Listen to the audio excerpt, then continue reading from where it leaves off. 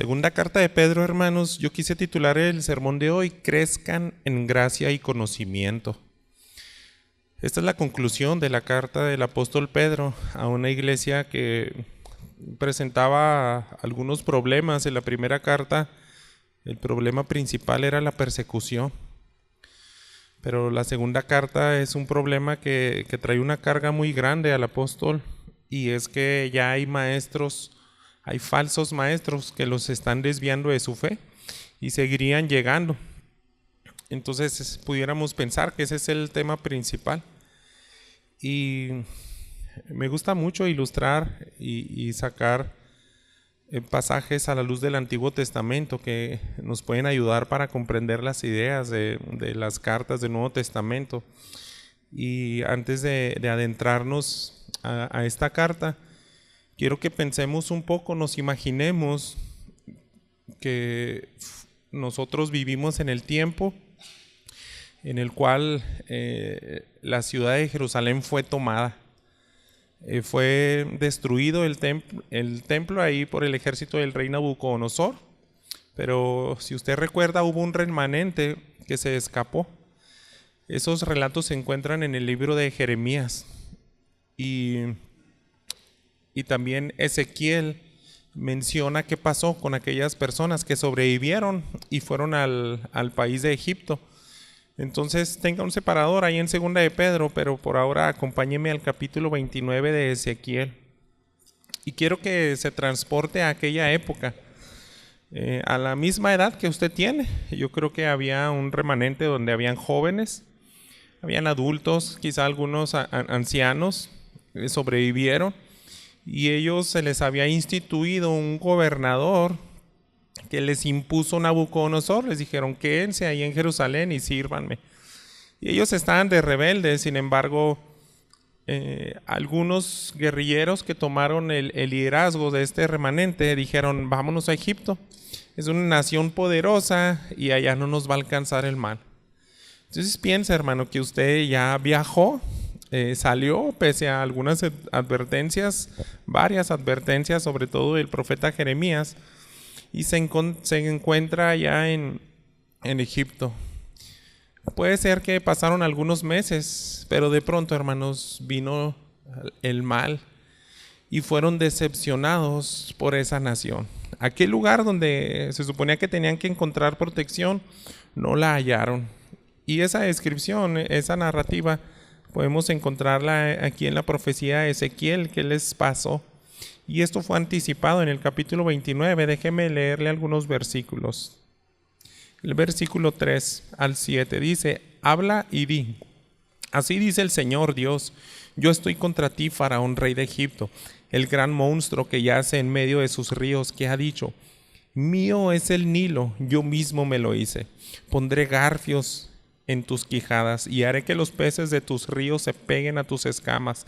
Te sacaré de en medio de tus ríos, con todos los peces de tus ríos pegados a tus escamas, y te abandonaré en el desierto, a ti y a todos los peces de tus ríos.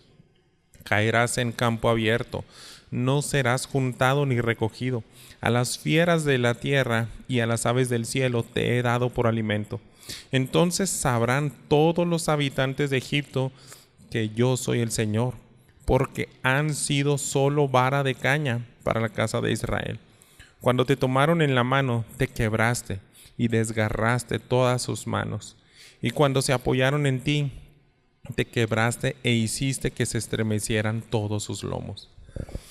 Y esta profecía, hermanos, se cumplió. Y usted puede percibir de que el profeta dice a manera, poética o figurativa. Es como si se hubieran tratado de apoyar en una caña para sostenerse, pero esa caña atraviesa la mano. Los decepcionó, hermanos. Esa nación que era orgullosa y sin duda era poderosa, fue potencia mundial, pero ante los designios de Dios no se pudieron sostener y decepcionaron a los que confiaron en ellos. En ese mismo capítulo, fíjese cómo dice los versículos 15 y 16. Será el más humilde de los reinos y jamás se levantará sobre las naciones. Los empequeñeceré para que no dominen a las naciones, y nunca más será la confianza de la casa de Israel al recordar la iniquidad que ha vuelto a Egipto, de haber vuelto a Egipto. Entonces sabrán que yo soy el Señor Dios. Esa excepción, hermanos, se hubiera evitado si tan solo hubieran escuchado la voz de Dios. Ellos, si ya tenían algunos meses confiados, dijeron, aquí no nos alcanza el mal. Pero solamente era cuestión de tiempo para que llegara el mal, porque ellos dieron voces a maestros falsos. Y quiero que me acompañe una cita más para entender más ese contexto, y es en Jeremías. Acuérdese que fue contemporáneo de Ezequiel. Ezequiel predice cómo iban a ser exactamente decepcionados al lugar donde huyeron, pero quiero que vea, hermanos, que ellos ya estaban advertidos. Nosotros hubiéramos dicho, ¿cómo hubieran evitado esa calamidad? Porque si nosotros leemos los detalles de esa profecía de Ezequiel, murieron terriblemente, con hambruna, con espada, salieron avergonzados corriendo, porque la ira de Dios los alcanzó de maneras que son pues inimaginables, hermanos, indescriptibles a veces. En Jeremías 42, los versículos 10 al 17, encontramos que ellos ya tenían conocimiento y estaban advertidos que no tenían que haber ido a Egipto. Déjenme leerles. Dice, si se quedan en esta tierra, son palabras de Jeremías a ese remanente de judíos que querían irse a Egipto. Dice, entonces los edificaré y no los derribaré. Bueno, les está diciendo, tienen que quedarse en Jerusalén. Si me obedecen y se quedan aquí, les va a ir bien. Así inician estos versículos. Si se quedan en esta tierra, entonces los edificaré y no los derribaré, los plantaré y no los arrancaré, porque estoy arrepentido del mal que les he hecho. No teman al rey de Babilonia, a quien temen, no le teman, declara el Señor, porque yo estoy con ustedes para salvarlos y librarlos de su mano. También tendré compasión de ustedes para que les tenga compasión, para que Él les tenga compasión y los restaure a la tierra de ustedes. Pero si dicen, no, nos quedaremos en esta tierra, no obedeciendo así la voz del Señor su Dios, y dicen, no, sino que iremos a la tierra de Egipto, donde no veremos guerra, ni oiremos el sonido de la trompeta, ni tendremos hambre de pan, y ahí nos quedaremos. En este caso, oigan la palabra del Señor, remanente de Judá. Así dice el Señor de los ejércitos, el Dios de Israel. Si se obstinan en entrar en Egipto y entran para residir ahí, entonces sucederá que la espada que ustedes temen los alcanzará ahí en la tierra de Egipto. Y el hambre que les preocupa les seguirá de cerca ahí en Egipto, y ahí morirán. Así pues, todos los hombres que se obstinen en ir a Egipto para residir ahí, morirán a espada, de hambre y de pestilencia. No les quedará hambre, no les quedará sobreviviente ni quien escape del mal que voy a traer sobre ellos.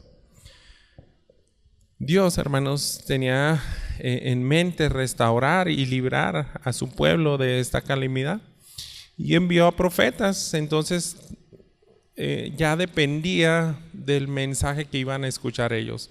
Si iban a confiar en el profeta Jeremías o en todos los demás profetas que envió Dios, o iban a confiar en sus líderes o los falsos profetas. Y nosotros conocemos el fin de la historia, ¿verdad? La mayoría desobedeció y fueron llevados directamente a la calumnia. Pedro, hermanos, de la misma manera o de una manera muy similar, quiere evitar la ruina de los creyentes. Porque dice, así como siempre se han levantado falsos maestros, ustedes tienen que aprender a escuchar la voz de Dios. Y ya están aquí. Y Pedro quiere hacer una carta para evitar que el pueblo de Dios sea duro de corazón y se aferre a la palabra de Dios y no a los falsos maestros. Entonces él escribió una carta, hermanos, que nosotros habíamos, pues en algunos domingos he visto, ¿verdad? Poco a poco. Yo quiero recordarles así rápidamente. En el capítulo 1 les recordó cómo fue su salvación de parte de Dios. Pedro les habla de la gracia, de la iniciativa de Dios, de cómo es que a través de Jesús ellos fueron salvos.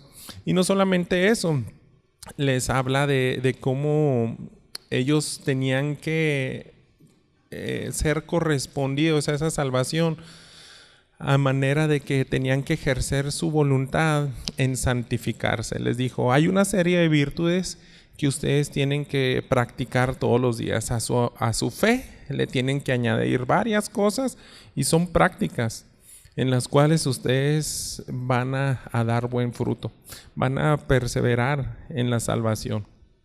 Entonces, confiar en la veracidad de su palabra y además vivirla en obediencia. De eso se trató el capítulo 1 y el capítulo 2. El apóstol Pedro les instruyó acerca de los falsos maestros, cómo son sus características, cómo se comportan, qué tipo de mensajes dicen. Y entre esos mensajes ellos se burlan de los eventos futuros, porque muchos no creen, no aceptan tal y cual dice la Escritura. En algún ejemplo que Pedro seguramente les está aclarando es acerca de los eventos cataclísmicos. Ellos no creen en destrucción a manera global, así como no creyeron en el diluvio de Moisés. Dicen, no puede pasar un evento en el futuro donde va a ser destruido toda la tierra. Jesús ni siquiera va a venir. Y eso les recuerda también en el capítulo 3. El capítulo 3 les está hablando y aclarando cómo va a ser la segunda venida de Cristo. Y va a ser inminente. Y cómo el creyente tiene que vivir a la luz de esa segunda venida. Y Pedro no tiene muchos temas en esta carta, hermanos. Simplemente regresa una y otra vez y ahora ya estamos en la conclusión. Y regresa a lo mismo de su introducción. Solamente no hay pierde. Tienen que aprender a amar a Dios, a su palabra, permanecer en su palabra, confiar en ella, porque no hay una palabra más segura que la palabra de Dios y eso los va a mantener alejados de los falsos maestros. Si llegan a dejar de perseverar, entonces va a venir la ruina de ustedes. Pedro hizo un esfuerzo en esta carta, hermanos, y yo quiero hacer 3 divisiones generales de lo que vamos a ver hoy. Primero, es que Pedro les dijo, vivan dando un buen testimonio de su fe. Él le interesaba que el creyente tuviera una vida práctica donde reflejara que él entiende la palabra de Dios y la vive. Es un testimonio de que ellos están perseverando, pero también les dijo, su motivación no tiene que ser cualquiera. Su mayor motivación, ese es el segundo punto, tiene que ser Jesús. Van a tomarlo a él como ejemplo. Y por último, quiero que veo que él insistió tanto al inicio como al final en que no bajemos la guardia, dejando de crecer en el conocimiento de la palabra de Dios, en quién es Cristo mismo. Y hermanos, pues quiero darle una lectura a los versículos 14 hasta el final. Sígame. Por tanto, amados, puesto que ustedes aguardan estas cosas, procuren con diligencia ser hallados por Él en paz, sin mancha e irreprensibles. Consideren la paciencia de nuestro Señor como salvación, tal como les escribió también nuestro amado hermano Pablo, según la sabiduría que le fue dada. Asimismo, en todas sus cartas habla en ellas de esto, en las cuales hay algunas cosas difíciles de entender, que los ignorantes e inestables tuercen, como también tuercen el resto de las escrituras para su propia perdición. Por tanto, amados, sabiendo esto de antemano, estén en guardia, no sea que arrastrados por el error de hombres libertinos caigan de su firmeza. Antes bien, crezcan en la gracia y el conocimiento de nuestro Señor y Salvador Jesucristo. A Él sea la gloria, ahora y hasta el día de la eternidad. Amén. Hermanos, vamos a ver esta primera parte, viviendo dando un buen testimonio de su fe. Pedro ya cierra su carta, da un resumen y hace énfasis en lo que más le preocupa acerca de la iglesia. Y la primera cosa es eso, tienen que vivir dando un buen testimonio de su fe. En el versículo 14, si me acompaña nuevamente, encontramos un por tanto. Así inicia, ¿verdad? Y sabemos que esa frase nos ayuda a ligar todo un diálogo anterior de lo cual está hablando. Por tanto, esas últimas palabras nos hacen conectar con la última frase, el contexto inmediato. Si leemos el versículo 13 dice, pero según sus promesas, nosotros esperamos nuevos cielos y nueva tierra en los cuales mora la justicia. Entonces está hablando de la esperanza que tenemos, ¿verdad? Un cielo donde ya no habrá pecado, en ese lugar donde mora la justicia. Y ahí inicia nuestro, por tanto, amados, es que tienen que anhelar eso. Si hay un lugar donde existe la justicia, por tanto, tienen que mirar hacia allá. No tienen que perder de vista la mirada que tenemos que tener cada uno de los creyentes. Siempre hemos escuchado, ¿verdad?, que nuestros ojos deben de estar puestos en Jesús, el autor y consumador de nuestra fe. Y cuando desviamos nuestra vista de ahí, hermanos, ya dejamos de ver en lo eterno y en las cosas que valen la pena. Entonces, por tanto, es anhelar ese lugar donde mora la justicia. No tenemos que perder de vista de eso. Y también, si se fija, está diciendo, ustedes aguardan estas cosas. ¿Qué cosas está hablando el apóstol Pedro? Pues esas cosas de las cuales ya les especificó al inicio del capítulo 3. La segunda venida de Cristo. ¿Cómo va a ser? Si leemos desde el versículo 8 al 13, nos está diciendo cómo va a ser el día del Señor Jesús. De repente va a ser como el ladrón que llega en la noche y sin avisar, y es algo que es una realidad. Va a, por ejemplo, el versículo 12 dice, apresurando la venida del Dios en el cual los cielos serán destruidos por fuego, los elementos se fundirán con intenso calor. Entonces es un lugar donde va a destruir, va a desaparecer todo lo que perciben nuestros ojos físicos y va a instaurar un nuevo reino. Entonces estas cosas son las que se refiere el apóstol Pedro. Todo lo que ya les avisé de la segunda venida de Cristo, que es una realidad, y cómo va a restaurar todo, no deben de dejarlos de vista, ¿verdad? De perderlos de vista. Y mientras hacemos eso, hermanos, no se hace de una manera pasiva. El apóstol Pedro le interesa mucho que mientras tenemos nuestra mirada en los eventos futuros, no es nada más decir, pues algún día va a venir Jesús, aquí espero. No, hermanos, Pedro le interesa que la iglesia espere, pero con una actitud, que no espere de manera pasiva. Y eso es santificándonos.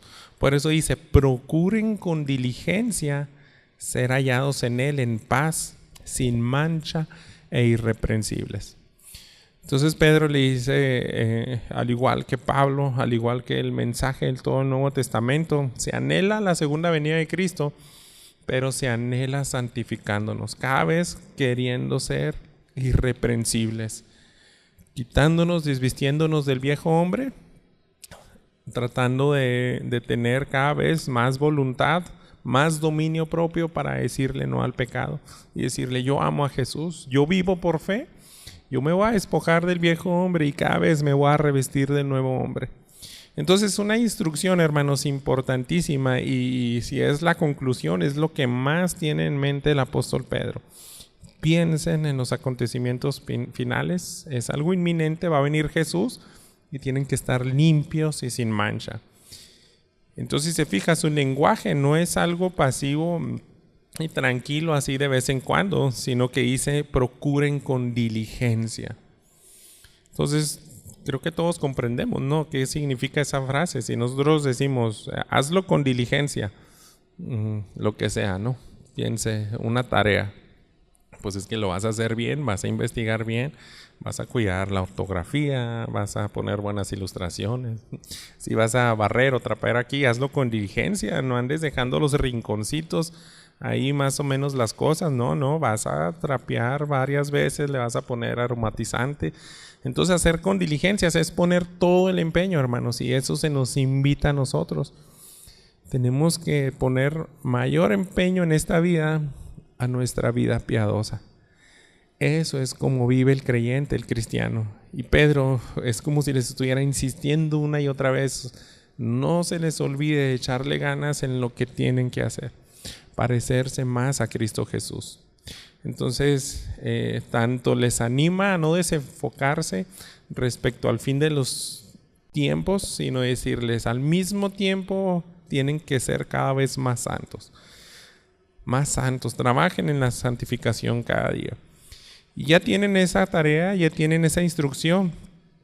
Y algunos pudieran decir, pues sí, pero estoy batallando. Está bien clara la instrucción, pero no puedo. Yo no puedo ser diligente en alejarme del pecado. A veces le echo ganas, a veces no. Entonces te está faltando la motivación. Tal vez lo estás haciendo por tus propias fuerzas. A lo mejor lo estás haciendo para agradar a tu esposa, a tus hijos, a que tengas una buena imagen de tus vecinos, del pastor, de los hermanos de la iglesia. Esa no es la motivación correcta. Te vas a agotar. Lo único que nos puede motivar, hermanos, es Jesús mismo. Tenemos que seguir el modelo de Jesús. Entonces, Él tiene que ser tu inspiración. Ese es el segundo punto, la segunda cosa que quiero que se quede en nuestras mentes, al menos el día de hoy. Tengan a Jesús por su principal motivación.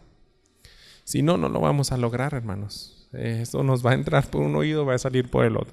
Nos dicen qué hacer, pero si no nos dicen cuál va a ser nuestra motivación y cómo, pues no tiene sentido un mensaje como este. Entonces Pedro se asegura de que tengan la motivación correcta. Fíjese el versículo 15 y 16. Consideren la paciencia de nuestro Señor Jesús como salvación, tal como les escribió también nuestro amado hermano Pablo, según la sabiduría que le fue dada. Asimismo, en todas sus cartas habla en ellas de esto, en las cuales hay algunas cosas difíciles de entender que los ignorantes e inestables tuercen, como también tuercen el resto de las escrituras para su propia perdición. Entonces Pedro les está diciendo, consideren a Jesús. Y le dice, asimismo Pablo también enseña lo mismo en sus cartas. Que algunos, y como si abriera un paréntesis, algunos pues las tuercen, no las comprenden, pero es el mismo motivo que debe tener el creyente, la persona de Jesús. Y en específico apela a un atributo que es su paciencia. Tengan presente la paciencia de Dios. Usted recuerde que ya viene hablando de eso. En ese mismo capítulo 3 de Pedro, lea conmigo el versículo 9.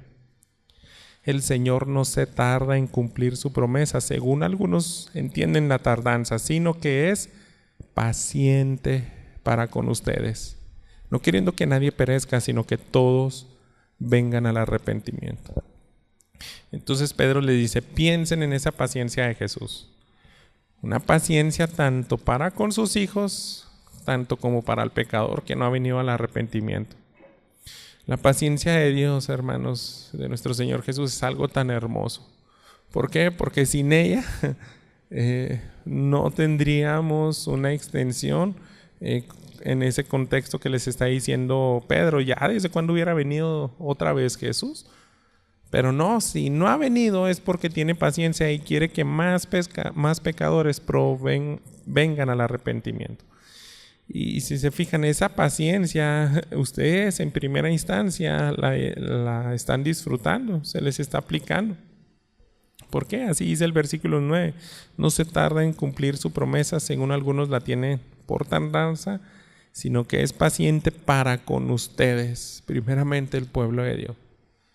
Él es paciente para contigo, hermanos. Si todavía no has despojado de unos malos hábitos que ya tienes bastante tiempo, es que Jesús es tan paciente, es misericordioso, es bondadoso y quiere darte esa oportunidad de que seas conmovido en algún punto de tu vida y vengas al arrepentimiento. Quiero que profundicemos un poco más en esa paciencia. Dos pasajes, uno del Antiguo Testamento y lo conocemos en Génesis capítulo 3. Si usted me quiere acompañar, es acerca de los días de Noé. Los primeros 3 versículos de ese capítulo 6 dice: aconteció que cuando los hombres comenzaron a multiplicarse sobre la superficie de la tierra y les nacieron hijas, los hijos de Dios vieron que las hijas de los hombres eran hermosas y tomaron para sí mujeres entre todas las que les gustaban. Entonces el Señor dijo: mi espíritu no luchará para siempre con el hombre, porque ciertamente él es carne. Serán pues sus días 120 años. Entonces el versículo 1 nos dice, ya Dios dijo, todo esto está corrompido. Para el hombre lo único que piensan y en lo que tienen en sus mentes es solamente hacer el mal. Y a raíz de eso dice, pues tengo que limpiar toda la tierra. El versículo 5, fíjese, vio que era mucha la maldad de los hombres en la tierra y que toda intención de los pensamientos de su corazón era solo hacer siempre el mal. ¿Y por qué no los aniquiló en ese momento? Sino que nos da una cifra en ese versículo 3, que dice, no luchará para siempre con el hombre porque ciertamente él es carne. Serán pues sus días 120 años. Muchos estudiosos, muchos teólogos dicen, ese fue el límite que tuvo Noé para construir el arca. Y lo sabemos, tardó más de 100 años, en los cuales cada martillazo que daba al hacha, cada tabla que acomodaba era un recordatorio del juicio de Dios y un llamado al arrepentimiento. Y él no la hizo en 2-3 semanas, sino que tuvieron más de 100 años, hermanos, para arrepentirse y confiar en Dios. Y decirle a Noé, creo que es verdad ese mensaje de que Dios va a destruir con agua este mundo. Entonces déjame ayudarte, yo quiero entrar ahí. La paciencia de Dios, hermanos, es tan grande y se muestra a lo largo de las Escrituras. Y hay otro pasaje muy hermoso. Bueno, ahí lo encontramos en Lucas 15, en específico en esas 3 parábolas que nuestro Señor Jesús nos compartió para que entendiéramos el carácter de Dios, pero específicamente en esa parábola del hijo pródigo. Él deja que el hijo se vaya, pero espera hasta que vuelva en sí. Eso es paciencia, hermanos.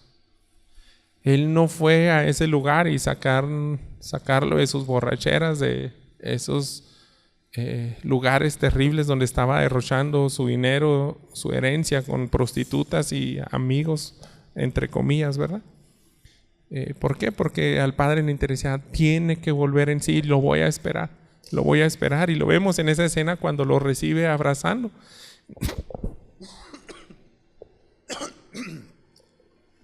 Entonces podemos ver ese atributo, la paciencia de Dios es tan clara, hermanos, y Pedro quiere que su audiencia no pierda de vista eso, y es la principal motivación. A veces, hermanos, nos podemos decepcionarnos y entristecernos y decir, no puedo, me está costando mucho trabajo vivir en santidad. Es más, hasta olvido a veces que Cristo va a volver a venir. Pero dice, no olvides que Él es paciente. Él te comprende, sabe la condición y cómo te asedia el pecado que viene de ti mismo y te da una oportunidad un día más, hermano. Si hoy amanecimos, si hoy estamos otra vez con vida y con salud y puede estar sentado aquí donde todos nos exponemos a la palabra de Dios, véalo como una muestra clara de su paciencia.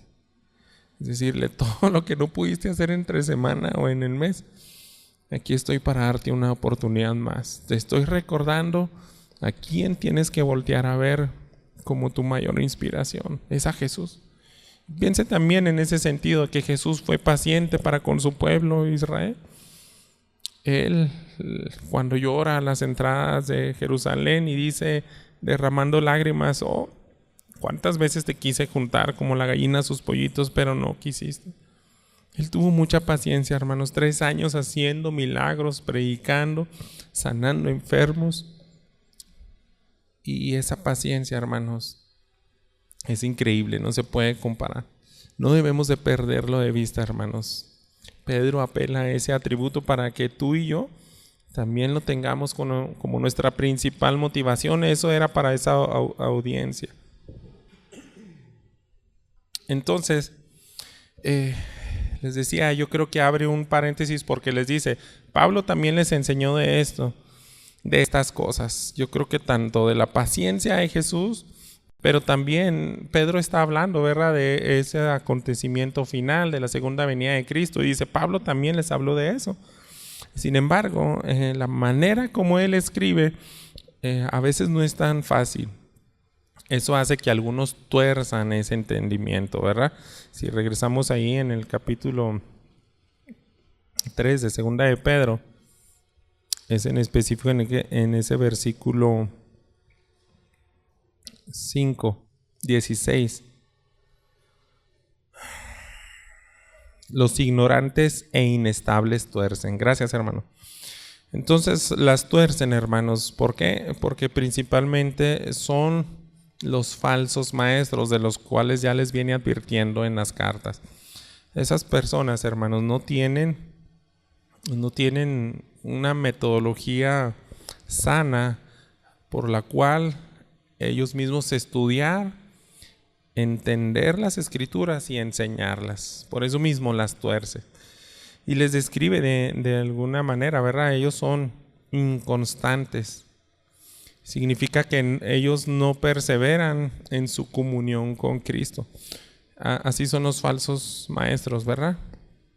Y no solamente los falsos maestros, yo creo que cualquier hijo de Dios que sea inconstante en ir a las escrituras, aferrarse en fe, y eso va a ser también a la par, va muy ligado en esa otra palabra que Pedro usó, son ignorantes.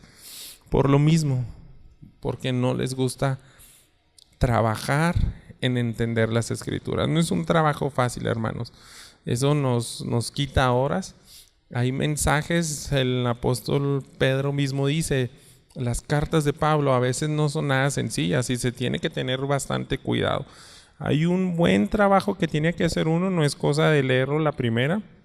Si no te quedas horas estudiando, si no comprendes bien el contexto, en todas las reglas que los estudiosos de la Biblia conocen y te enseñan, vas a terminar torciendo el mensaje, agarrándolo para tu conveniencia. Y así es como se desvían tanto los falsos maestros y arrastran con ellos a más personas. Entonces, él dice, las cartas de Pedro son difíciles de entender. Pero es muy diferente, hermanos, que diga son imposibles. Dice, son difíciles, es que sí se pueden entender.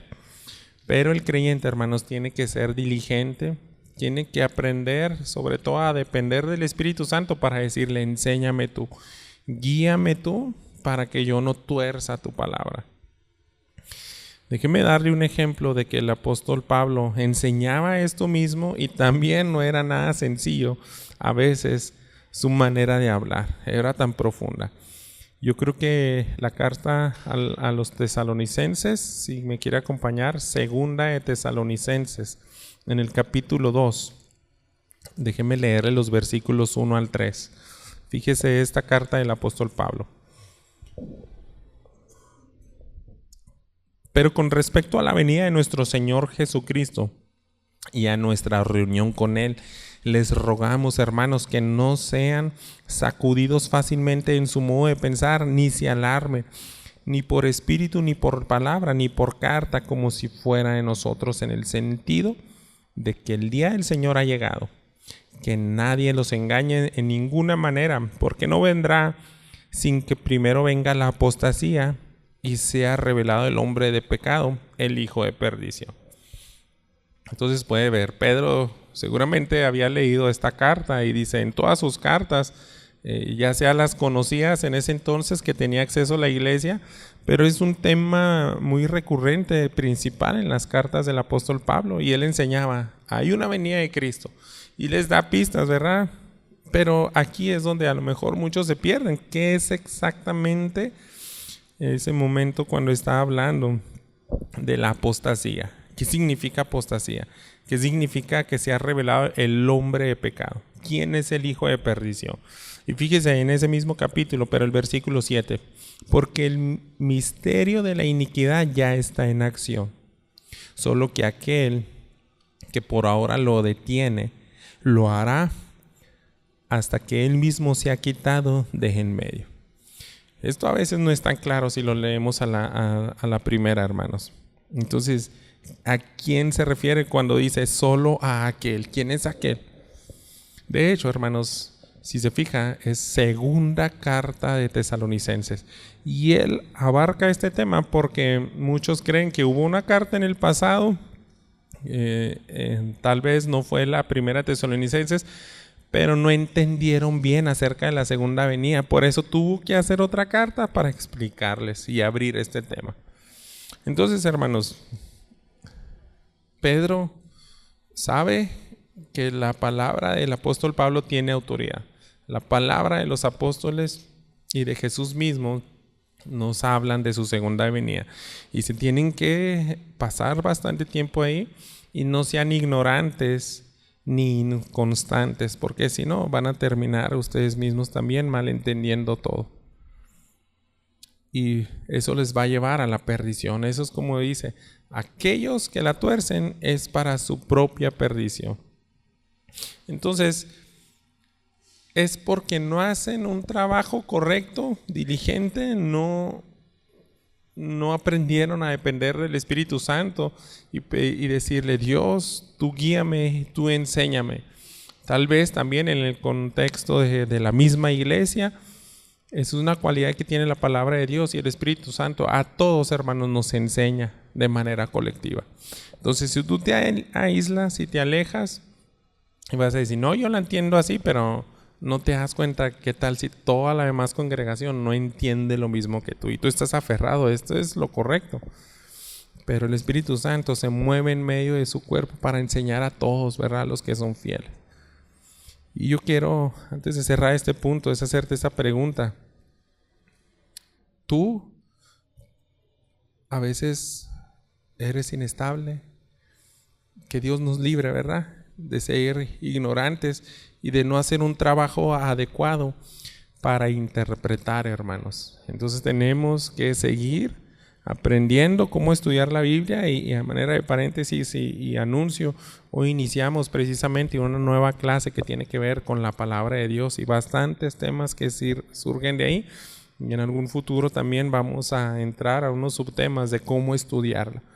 Entonces el creyente tiene que aprender a alimentarse a sí mismo y tener cuidado con aquellos que enseñan el error, ¿verdad? Ellos sí los van a percibir. Y todo surge porque, número uno, pues quieren vivir dando testimonio de su fe. Quieren entender las Escrituras y también no perder de vista su mayor motivación, Jesús. Él es el que me va a ayudar a obedecer su palabra. Y por último, hermanos, quiero que veamos que el apóstol Pedro les dice, no bajen la guardia.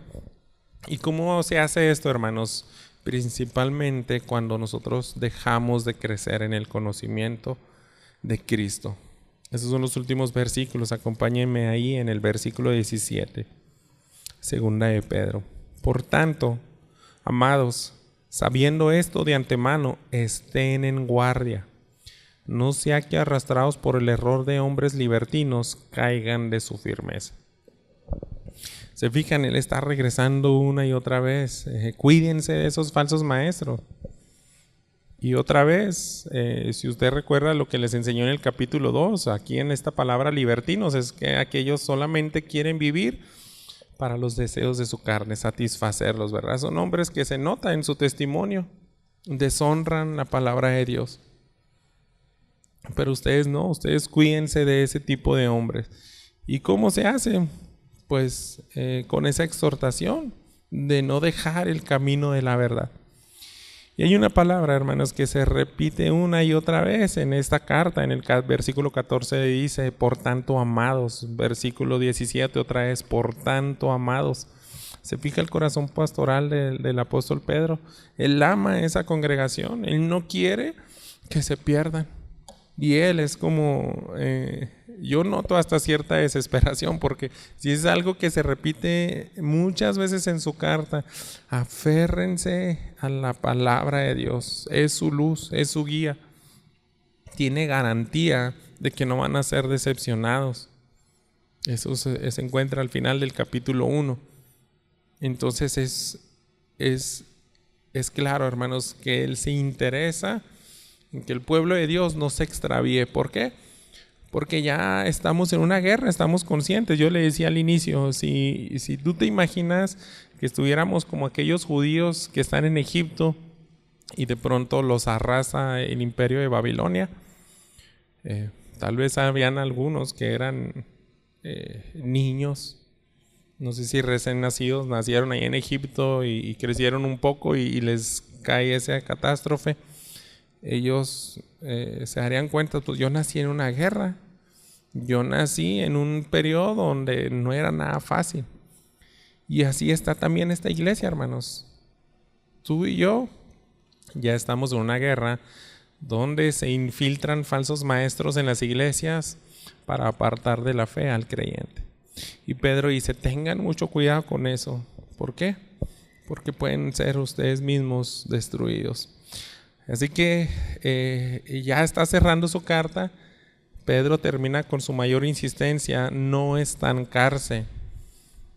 Tienes que perseverar, no te estanques. De lo contrario, vas a prestar oídos a los falsos maestros y vas a ser arrastrado a la ruina como Israel. Así como ocurrió en el pasado, así también.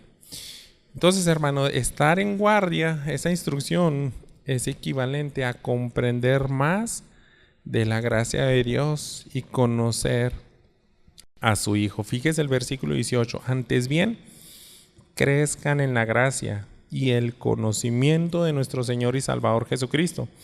A Él sea la gloria ahora y hasta el día de la eternidad. Amén.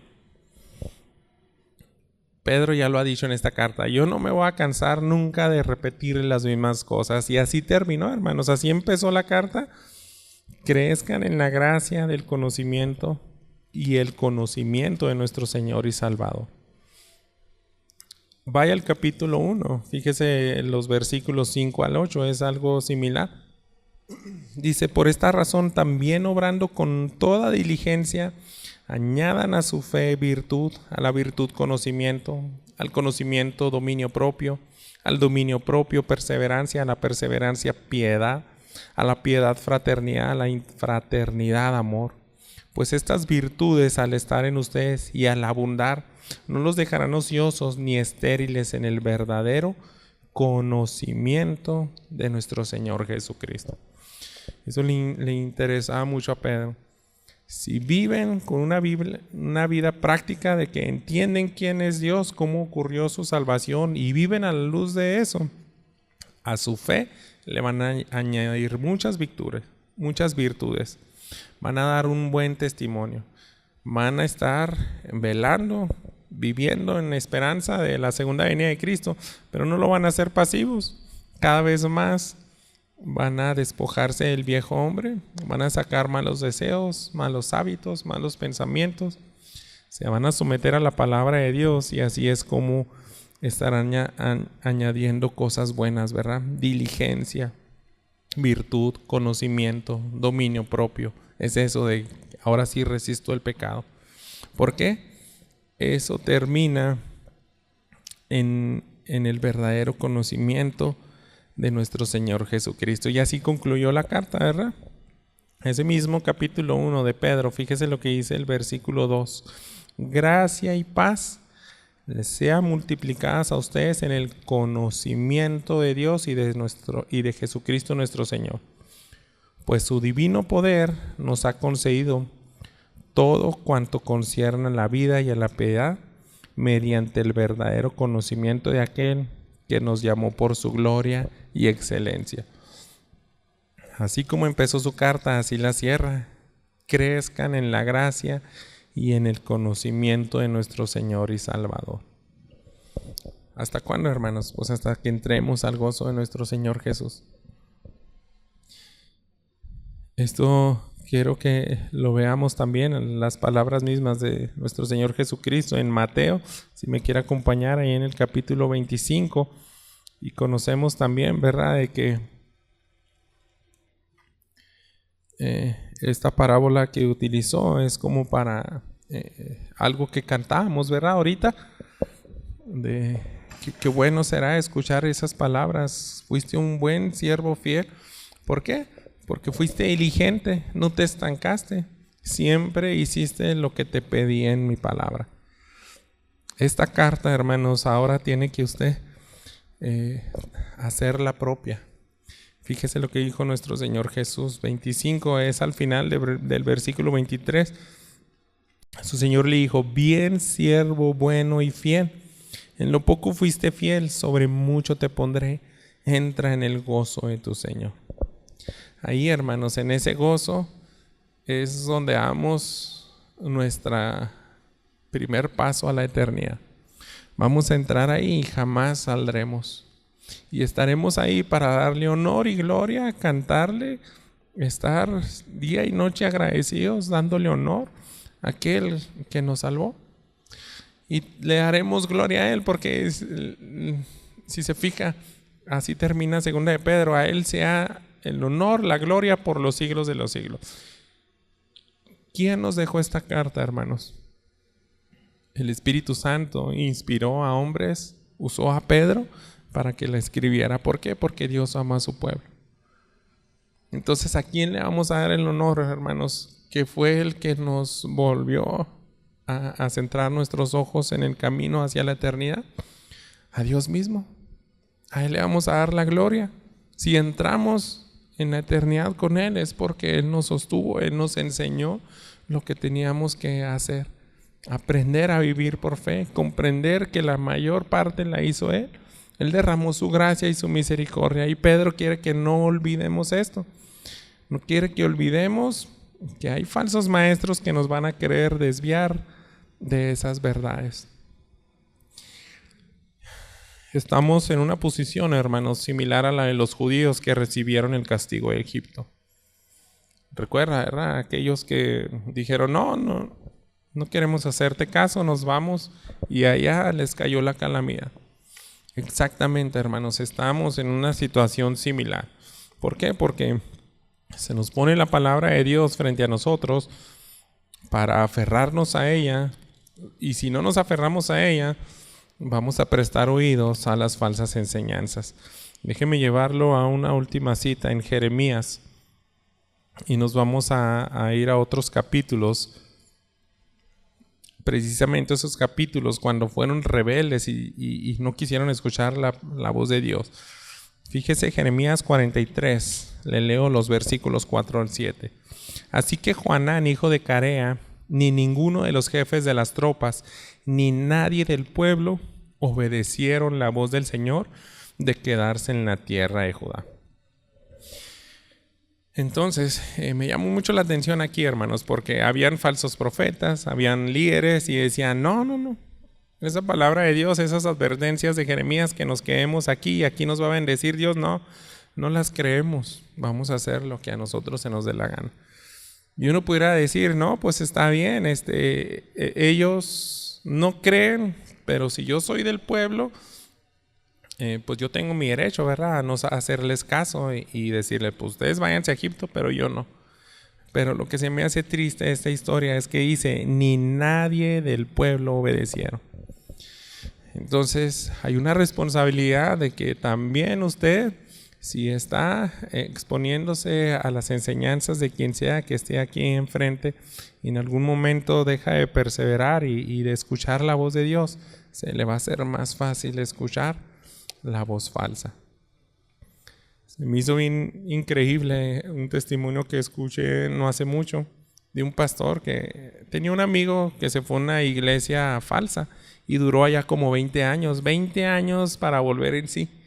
Y luego platica con él y le dice: oye, tú eras alguien que entendía bien la palabra de Dios, ¿qué andabas haciendo allá y por 20 años? Y luego dice: ¿sabes qué? De pronto dejé de escuchar la voz de Dios y me empezó a gustar lo que me decía. Porque son palabras tan dulces que anhela tu carne. Y así duró 20 años. Por gracia de Dios regresó al camino.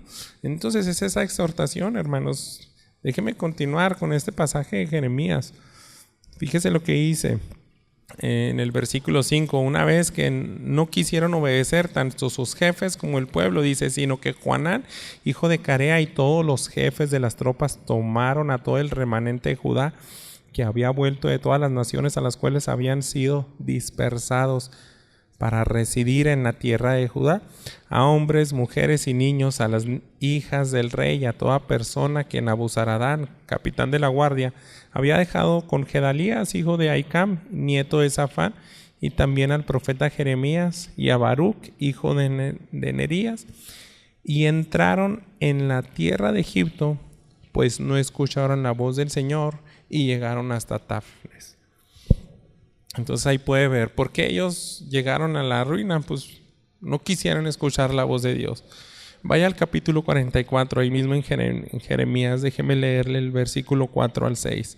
Con todo les envié a todos mis siervos los profetas repetidas veces. Ya es un mensaje cuando están en Egipto, diciéndoles: no hagan ahora esta cosa abominable que yo aborrezco.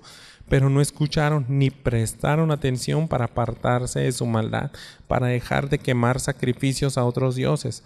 Por tanto, se derramó mi ira y mi furor, y ardió en las ciudades de Judá y en las calles de Jerusalén, que fueron convertidas en ruinas y en desolación como lo están hoy. Y ahí les recuerda, ¿verdad? ¿Cómo fue esa ruina por esa necedad? La ira de Dios cayó en aquellos para perdición. Lo mismo que quiere evitar el apóstol Pedro. Ustedes no hagan caso omiso a las palabras de Dios. Y puede uno seguir leyendo en ese capítulo 44 para ver los detalles. Y usted puede decir: está terminando de manera muy negativa este mensaje. Ya estamos cerrando, hermanos. Pero yo quiero que entienda que a veces Dios utiliza dos maneras para hacernos volver a Él. Una es esta, es advirtiéndonos de lo terrible que puede ser estar separados de Él. No tenemos que dejar de hablar de esto. Por eso es algo que a mí me hubiera gustado tal vez cerrar aquí el sermón, pero no, tiene que escuchar estas palabras. Dice: por tanto, Jeremías 44:11, así dice el Señor de los ejércitos, el Dios de Israel: yo volveré el rostro contra ustedes para mal y para destruir a todo Judá. Quitaré el remanente de Judá que ha decidido entrar en la tierra de Egipto para residir ahí. Serán acabados en la tierra de Egipto. Caerán a espadas. Por el hambre serán acabados. Tanto el pequeño como el grande morirán a espada. Y de hambre serán motivo de maldición, de horror, de imprecación y de oprobio. Castigaré a los que moran en la tierra de Egipto, como he castigado a Jerusalén con espada, con hambre y con pestilencia. Así que no quedará quien escape ni quien sobrevida del remanente de Judá que ha entrado en la tierra de Egipto para residir ahí, para luego volver a la tierra de Judá, a la cual anhelan volver a fin de morar ahí, porque ninguno volverá excepto unos pocos fugitivos. Entonces todos los hombres que sabían que sus mujeres quemaban sacrificio a otros dioses, junto con todas las mujeres que estaban presentes, una gran multitud y todo el pueblo que moraba en la tierra de Egipto, en Patros, respondieron a Jeremías. Entonces fíjense lo increíble de esto, hermanos. Acaban de escuchar la advertencia y es implícito un arrepentimiento. Y vean la respuesta de estos hombres y estas mujeres. En cuanto al mensaje que nos has hablado en el nombre del Señor, no vamos a escucharte, sino que ciertamente cumpliremos toda palabra que ha salido de nuestra boca y quemaremos sacrificios a la Reina del Cielo, derramándole libaciones como hacíamos nosotros, nuestros padres, nuestros reyes y nuestros príncipes en las ciudades de Judá y en las calles de Jerusalén. Entonces teníamos bastante alimento, prosperábamos y no veíamos mal alguno. Y continúan sus palabras de rebeldía. Yo les decía, hermanos, hay dos cosas que nos puede hacer volver a Dios: o ver la ira que puede derramar sobre nosotros, y a veces eso no es suficiente para que las personas tengan temor de Dios. Decir, ten cuidado de los falsos maestros, ellos te pueden desviar y es para tu propia perdición, y eso, lo peor es que termines en el lago de fuego. Y a algunas personas eso no los sacudirá, hermanos, pero quiero terminar con la segunda cosa que podemos hacer. Es hablar desde la gracia y el amor de Dios, porque eso también nos atrae. Tanto uno como lo otro. Y Dios en su gracia y en su misericordia se sigue revelando. La carta de Pedro, hermanos, es como si él también insistiera una y otra vez: no olviden la gracia y la misericordia de Dios. Regrese y leemos por último segunda de Pedro capítulo 1, versículos 3 y 4. Pues su divino poder nos ha concedido todo cuanto concierne a la vida y a la piedad, mediante el verdadero conocimiento de aquel que nos llamó por su gloria y excelencia. Por ellas Él nos ha concedido sus preciosas y maravillosas promesas, a fin de que ustedes lleguen a ser partícipes de la naturaleza divina, habiendo escapado de la corrupción que hay en el mundo por causa de los malos deseos. Entonces es también recordarnos a eso, hermanos. Debemos de perseverar y aferrarnos a esa gloria y excelencia de nuestro Señor Jesús. Él es el más hermoso de todo el universo. Él nos deja promesas incomparables y maravillosas a las cuales podemos ir a la palabra y tener la confianza de que nos van a mantener en su camino. Nos van a ayudar a serle fiel, a amarle. Entonces, de eso se trata, hermanos. Yo quise titularle así: crezcan en gracia y en conocimiento. No dejen de exponerse a la palabra de Dios y de buscar crecer en el conocimiento de quién es Jesús, qué hizo por ti. Eso va a hacer que no seas rebelde y que termines escuchando las voces de aquellos que te van a desviar. Vamos a orar, hermanos, y ponernos en manos de Dios para también pasar a lo siguiente, que es recordar ese sacrificio de nuestro Señor Jesús. Padre, esta mañana agradecemos porque pudimos concluir una carta más del apóstol Pedro, un libro más de tu escritura, y es algo que bendice a tu iglesia. Nos ayudas a perseverar, a tener lo único que sí funciona para amarte, para obedecerte, para mantenernos en el camino, y es no perder de vista a Jesús, su paciencia. Gracias, Padre, por ser tan paciente con nosotros, por esperar a muchos de nosotros que hemos sido lentos para santificarnos, pero nos diste la oportunidad hoy de escuchar tu palabra y nuevamente una oportunidad más para voltear y poner nuestros ojos en Cristo. A Él damos la honra y la gloria por los siglos. Amén.